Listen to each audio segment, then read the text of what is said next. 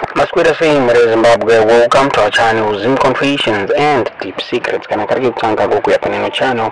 Please don't forget to subscribe. Kana chungo garoka subscriber.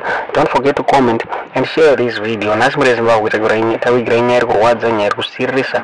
Nyaye young medical doctor uyo angari stationed pa Chinoi Provincial Hospital.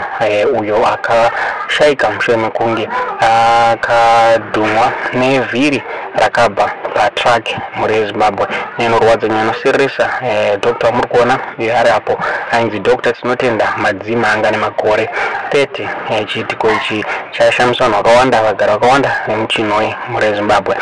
Polisi yakabuda ichiconfirma this incident ichitaura iyo ichiti this incident yakaitika along Harare Chirundu Road. Chinzi this truck Scania yakaenda kuside kuHarare, so zviri kunzi this doctor aifamba ari kuside kweroad achifamba ari kuside kweroad akarohwa netai iri kumusana kwake achibva afira pasport inorodza inoseresa.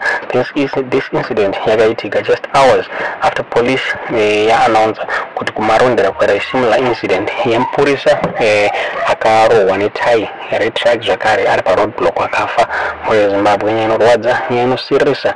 Ndonyari tavigira muzvara nhasi itudzo zvamuri kufunga pamusoro penyaya iyi mucomment section.